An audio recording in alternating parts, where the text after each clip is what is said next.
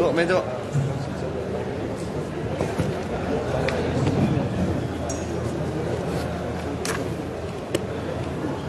Dia bagi can langsung. Kalau boleh rapat lagi. Mak ni macam ni, tak mesti cakap seorang ya. Masya Allah. Assalamualaikum warahmatullahi wabarakatuh. Salam sejahtera, salam Malaysia Madani. Sahabat media, terima kasih kerana dapat datang pada pagi ini. Alhamdulillah. Kita tadi pun dah minum ke ni, nak tanya dulu. Si asyik tanya belum minum, belum makan. Okey, saya rasa sahabat media pun telah melihat pelancaran Ops Samad 21 yang akan bermula daripada 8 sehingga 13 Februari. Dalam ucapan saya tadi pun saya telah menerangkan semua lokasi-lokasi apa kita punya strategi dalam Ops Samad. Saya rasa yang itu mungkin nak ulang lagi sekali ke atau tak perlu? Tak dengar? Oh, yang mic ni. Tak ada mic eh? Okey, mic. Ada mic? Oh, tak dengar eh? Oh, tak dekat. Dia dengar tak? Oh, you kena tunduk lah kalau macam ni. Rendah sangat? Dia tunduk tak macho lah. Boleh? Boleh? Boleh dengar? Kali ni boleh dengar? Saya menjerit sikit lah. Okey, untuk makluman, kalau dalam Ops Samad 21 ini keanggotaan yang kita di lapangan nanti akan terlibat. Boleh dengar Boleh dengar? Keanggotaan di lapangan yang terlibat melebihi dalam 6,000 daripada trafik sahaja seluruh Malaysia. So masih lagi mengekalkan tema rumah selamat sampai ke destinasi. Apa yang saya nak sarankan dan nakkan kerjasama masyarakat, mana-mana anggota penghuni yang akan meninggalkan rumah supaya melaporkan ketiadaan mereka, sama ada di balai-balai mengisi borang atau yang lebih mudah zaman sekarang ini menggunakan volunteer smartphone VSP, smartphone petrol, itu lebih baik. Ini adalah pelajaran Ops Samad ini juga sekali dengan VSP 2.0. Saya bacakan yang VSP 2.0 tu dia punya kelebihan. Mana dia? Sekejap.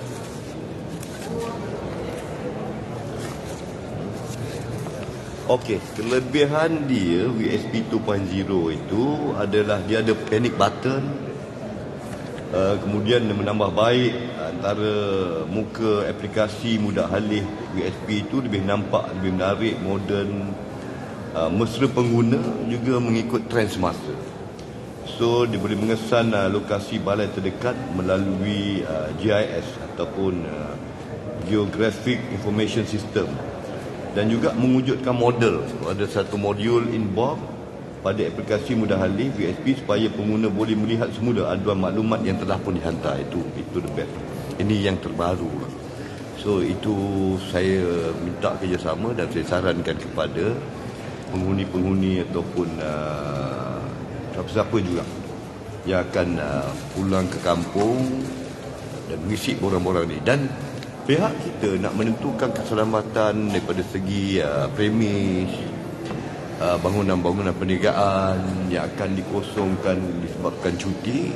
Kita akan mengantar rondaan akan dibuat di kawasan-kawasan yang dilaporkan ini. Kita bukan kata kawasan yang dilaporkan ini saja kita buat. Kita juga akan buat rondaan di semua kawasan yang kita tahu ada potensi untuk berlakunya jenayah, insyaAllah. So saya ingat itu saja daripada Ops Samad ni. Saya tahu pengamal media pun dia dah dengar tadi, dia tak mau dengar yang ni. Dia nak tanya yang lain yang dia nak tanya. Yang saya nak bagi dia tak mau. Dia nak tanya yang dia punya. Tahu sangat ni, semua kawan-kawan ni tahu sangat tu. Berkenaan dengan Osman, Ya. is speeding the main cause of still the main cause of accidents? Main cause of accident. Okey, kalau saya boleh bagi tahu. Kalau tadi Datuk ni ada bagi tahu 72% adalah penunggang motosikal. Kalau yang mautnya, maksudnya dia ni lebih tinggi. Dan cuma lori ni pula, ada lori di masa perjalanan ini, lori yang akan masuk lebih kurang 10%. Betul dia 10%. So dia juga menyumbang kepada kemalangan.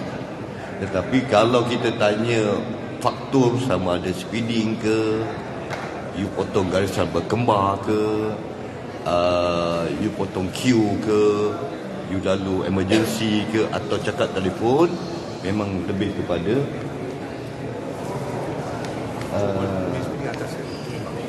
memang melebihi had laju.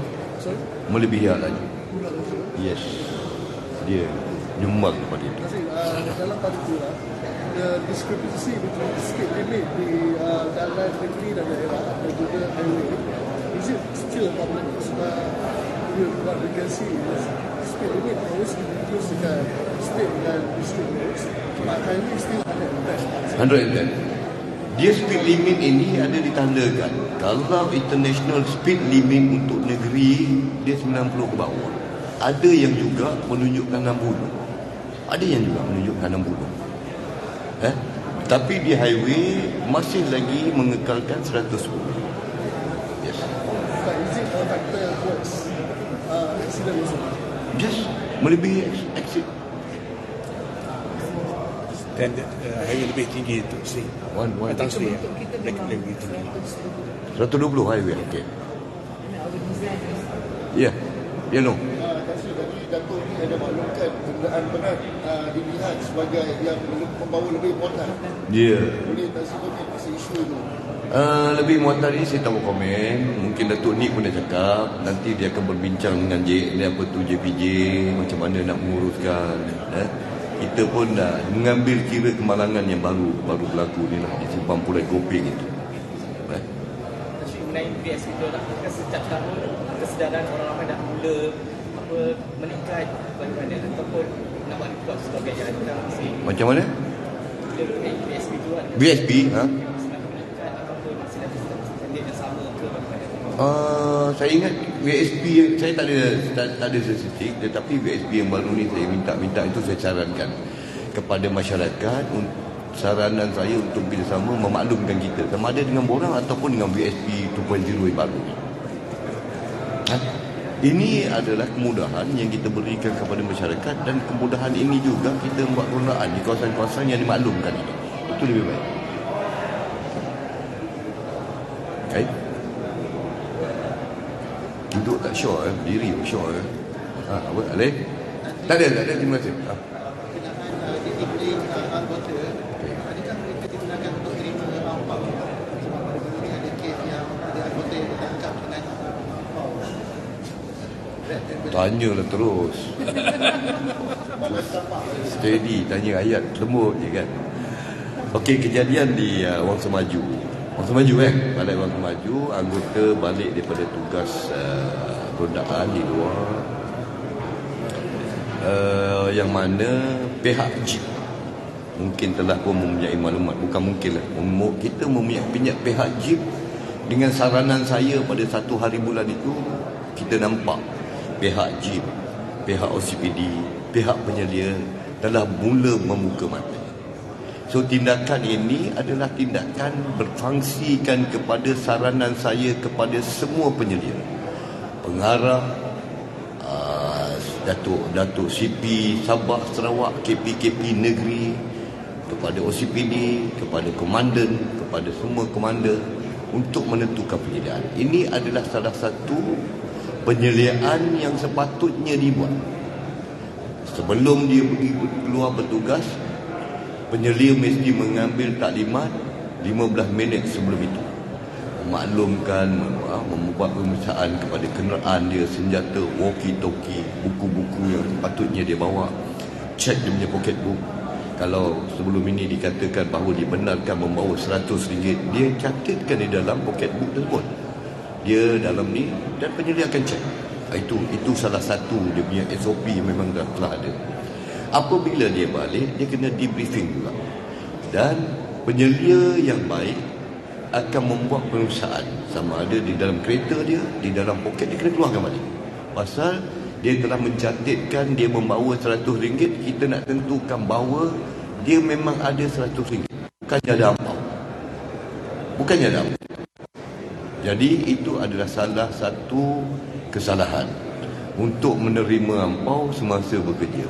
Pasal kita gaji dah dibayar, tak perlu lagi. Melainkan memang itu sahabat kita tak bekerja disebabkan perayaan Chinese New Year ni, kita pergi rumah dia bagi ampau kita, itu cerita lain. Okey, saya nak bagi juga satu lagi contoh. Sekiranya lah anggota ini, saya nak bagi contoh, nanti orang silap. Pasal anggota ada yang balik bawa RM1,000, dia declare RM100, dan kemudian apabila penyelia dia cek masa dia balik, dia ada rupanya ada RM400 dalam poket dia. Tetapi dia boleh buktikan bahawa pada hari itu adalah gaji dia masuk. Kebetulan dia bertugas, dia pergi dekat bank, dia nak keluarkan duit untuk pembelanjaan harian pasal besok cuti, contohnya. Dia keluarkan RM300, dia tulis dalam poket book dia dengan receipt dia. Jadi yang campur dengan RM100 tadi, dia ada RM400. Tak ada masalah. Kita bukan rigid sampai tak boleh apa-apa. Tetapi itu saja, penyelia perlu memainkan peranan sebagai penyelia, meletakkan balik, macam saya cakap tadi, kita meletakkan balik peraturan 3C ni, PPPA ni kepada semua penyelia. Macam saya dah sebut, saya pun penyelia. Okey, dapat terjawab. Tasri, ada update pasal kes Taib Mahmud, Tasri? Taib Mahmud. Okey, dia ada report. Ada beberapa report telah dibuat. Dan mungkin salah fakta di antara berita-berita yang didengari, yang diambil gambar daripada WhatsApp, info-info yang mungkin kita tak tepat. Pasal dia bukannya datang daripada CP Sarawak ataupun pengarah JSG ataupun IGP. Kali ni IGP nak beritahu. Semua report-report itu kita siasat di bawah KEP dahulu. Pasal report oleh anak, oleh saudara, oleh peguam. Kononnya bekas TYT Sarawak ini telah pun dilarikan. Dan kita ada buka kertas siasatan. Daripada hospital, dia datang ke rumah kediaman dia di Demak. Adakah dia dilarikan? Tidak. Jadi siasatan kita tu masih siasatan, tetapi untuk mengatakan dia diculik memang tak masuk akal. Memang tidak masuk akal. Anak dia boleh lihat di rumah dia di Demak. Adik-beradik dia pun boleh lihat di rumah dia di Demak. Tak ada masalah. Ada doktor, ada nurse. Jadi fakta yang sebelum ini perbetulkan. Okey. Oi, tak dengar betul lah tak dengar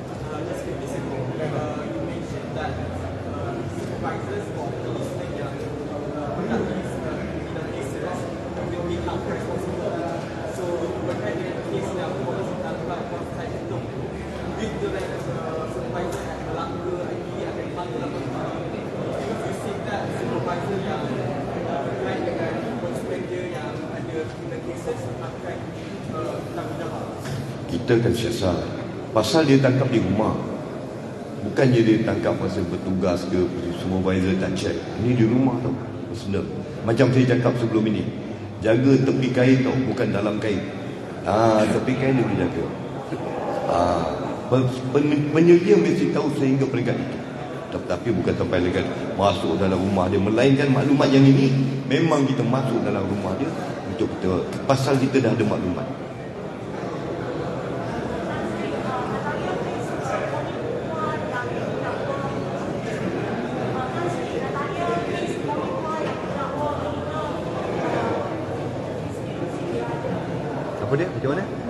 Tony Puah masih dalam siasatan kita.